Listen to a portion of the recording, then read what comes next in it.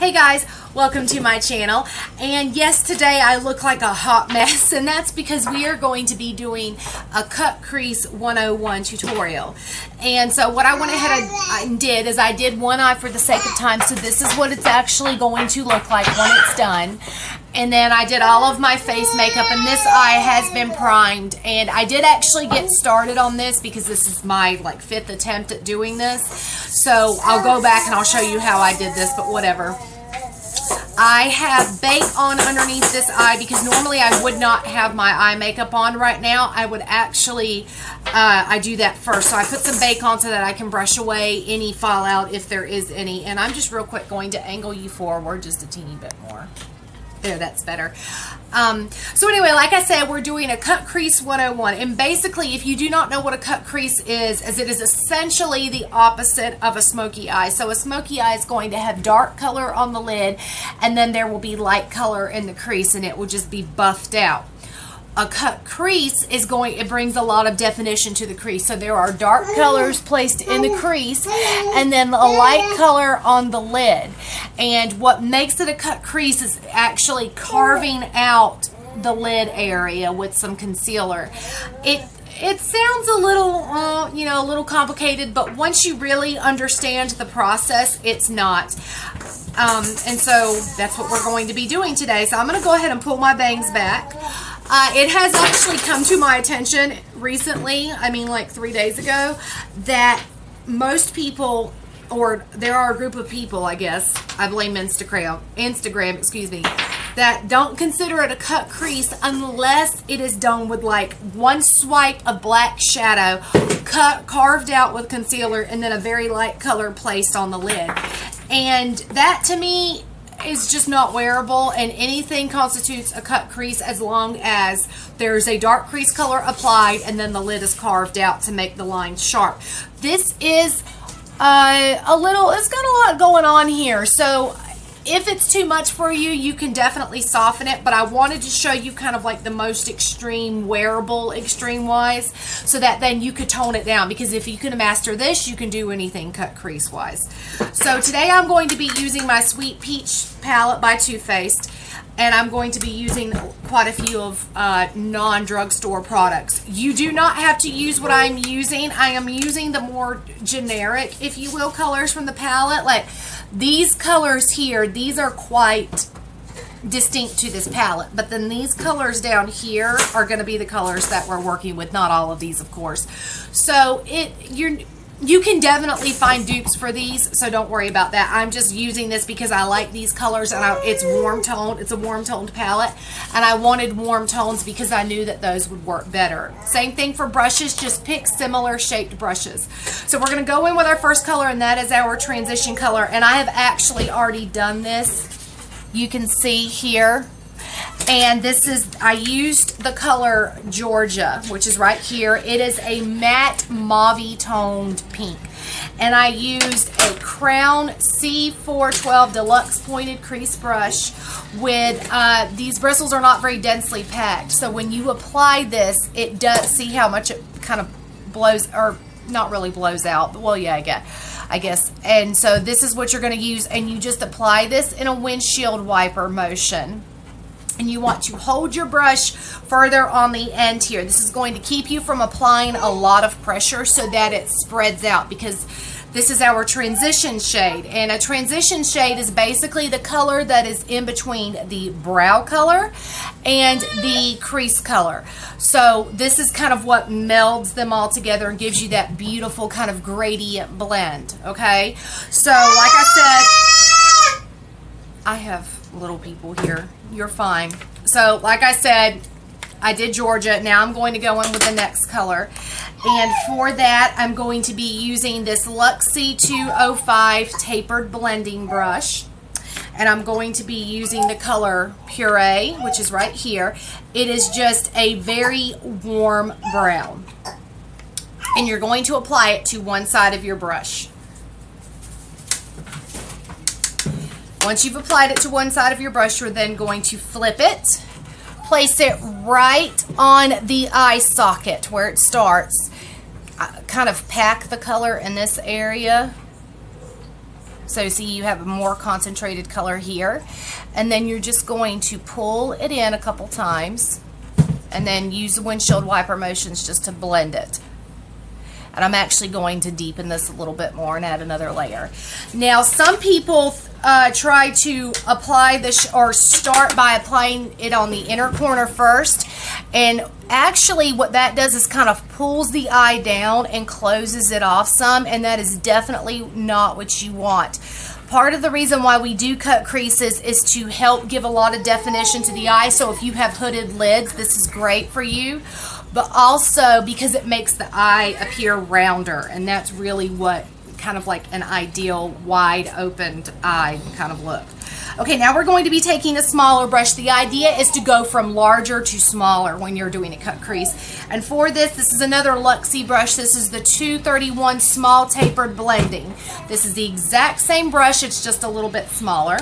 And we're going to be using Summer Yum, which is this warm, beautiful matte orangey, like burnt orange, I guess would be a good color way to describe that. And same thing, you're going to apply it to one side of your brush. Tap off your excess, of course. Flip it over. Concentrate the color directly on the eye socket, almost like you're kind of almost like you're kind of carving into it. Okay, and once you have a good concentration of color there, then you're going to start pulling it in this way. Just like this, and using windshield wiper motions. Now, ideally, all of your crease colors should be matte. I'm going to deepen this and put a little bit more. If they're not and they're shimmery, what actually happens is even though you're trying to create the illusion of a shadow, if you're using something that reflects light, you're kind of defeating your purpose because you're making that color advance.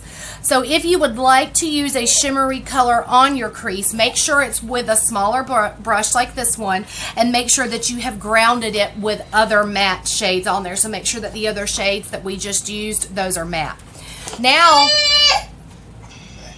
we're going to clean up our eyelid. Just take a dry Q-tip, and you would be amazed at how much shadow ends up on the lid that you actually can't see, which here you can definitely see it, but you would be amazed. And this affects your lid color, so you definitely don't want to leave this here. I mean, you can see all of the color on there. Now we're going to take a concealer brush. If you do not have a concealer brush, you just need a small flat brush, and we're going to take some concealer. I recommend using a creamier concealer. This is the NYX Wonder Stick. This is the highlighting side, which is really concealer for me, and I'm just packing some color on, and we're going to carve out our crease. Now this is the way that I do it. Some people do this a little bit differently, but this works for my eye shape because my eyes themselves this way are quite round. So first I think I can actually see in this mirror. I'm going to take it and place it here, and then I'm going to go straight down. Then I'm going to go to the outside, and I'm going to use my mirror. And you're just going to fill in where your whole lid. So basically you're going to want a nice line underneath that crease, and this is technically what constitutes a cut crease because we cut it by carving it out. Okay, and it does not have to be absolutely perfect. Let me close that. Okay, now we're going to, because I want this color, this lid color here to really pop, you do not have to do this. I'm going to be taking this little Model Co highlighting trio, and I'm using the shade Champagne, and I'm using a very flat shader brush. This is from Marsk. This is synthetic, so this is great for creams. And this is going to make the shadow that we put on top of this pop even more. And so I'm just going to apply it to my lid, and I'm going to kind of pat it, like pack it on, and make sure that you try not to disturb that line there, that sharp line we have. Okay, now I'm going to clean this off because I am going to be using this brush in a minute. Put the this over here. Okay, and now we're going to apply our actual lid color, and I am using the Luxie. If you cannot tell, I absolutely love Luxie brushes. 239 Precision Shader. This is just a little flat shader brush. She's stuck under the table. Hold on. Come on. There you go. Come sit with me. See, it's something about when the camera comes on, people. She was absolutely fine until I started doing this. Okay, and we're going to be taking the shade, I believe it's called Nectar. There's shadow on it. Yes, Nectar. It's this one right here. It's just a beautiful shimmery champagne kind of shimmer, and I'm going to pack the shadow onto one side of my brush. You want down? And then I'm going to apply it all over the lid, and I'm going to start by packing it. Okay, hold on, sister. Just like so. Now, to get even more oomph and to give it a little more staying power, I'm going to wet it.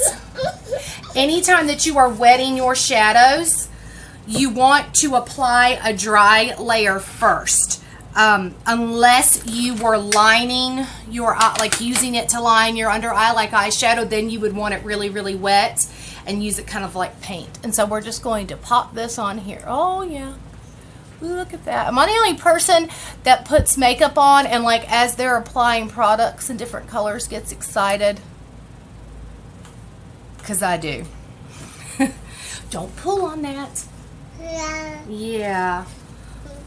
Okay, now you can see we're actually almost done, believe it or not. Now you can see that we've got a little bit of messy lines here, and we're actually going to deepen this up a little bit. You do not have to do this, but it looks really nice, and you get that nice line there. And so we're going to be taking a plain black, matte black shadow. This is by NYX for Ipsy. It doesn't seem to have a name. We're going to take this flat shading brush from Marsk. Again, I'm shaking. I haven't eaten today, and I have no desire to eat food, so I probably should, probably should eat something. And so today to do this, I'm going to be using the tips of the brushes here. If you really, really needed darkening the whole thing, then you would use it like this, but we're doing it like this today.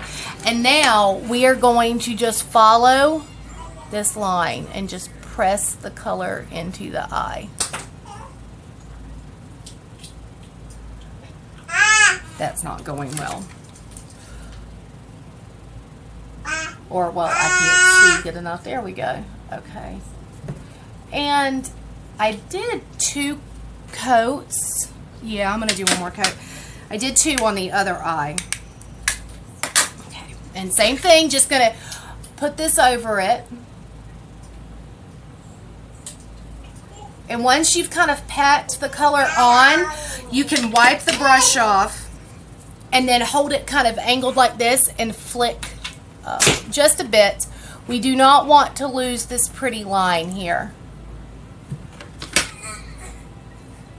Okay, now we're going to blend out the edges just a teeny bit, and for that I'm using a clean blending brush. This is Shining Glam for Ipsy L34 Blend Beauty. It's just a very soft blending brush. This is what I always use, and I don't want to lose this line from my cut crease, so I'm going to place it more up here, and I'm just going to kind of buff my edges just like this. Okay, yeah, that looks good, or at least it does from here. Wow, what a difference eyelashes make. I mean, really. All right, now we're going to do our brow color, and for that I am using a Crown shadow. It's AC012 Shadow Crease Duet, and I'm using this. This is like the perfect brow color, or brush rather, and we're going to be using the shade White Peach. This is a slightly shimmery, creamy white. It does have a bit of a pink undertone to it. And what I'm going to do, let me scoot forward here. I'm going to pack it on the brow bone right here. And then I'm going to buff it out. And anytime that you apply a brow bone color rather, it should always be pulled down here at least a little bit to help smooth everything out and make it cohesive. There is a another YouTuber that calls it sharing the love, and that's basically what you're doing. Okay, that is your cut crease. Isn't it pretty? Okay, so what I'm going to do now is I'm going to finish applying the rest of my eye makeup, and then I'm going to come back and we will talk about it just a little bit. So, okay. All right, I'm back. So as you can see, what I did is I just did some under eyeliner, some winged eyeliner, mascara, and lashes. And this lash is actually a little bit still wet, so I'm not going to mess with it too much. Anyway, I hope that this really helps you out and really makes you not so afraid to try to do these cut creases. They do seem a little scary at first because there is quite a bit, I can get pretty close here, there is quite a bit going on here, but they're really pretty and they're a great tool to have in your arsenal. So if you have any questions about anything, go ahead and let me know in the comment section down below. I am hopefully filming another tutorial, a DIY tutorial after this.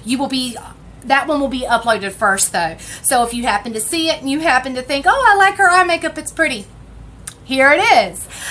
Please be sure to give this a thumbs up if you liked this video. If you have not subscribed already, go ahead and do that, because when you do, YouTube alerts you when I upload a new video, and you know, YouTube measures your success on subscribers.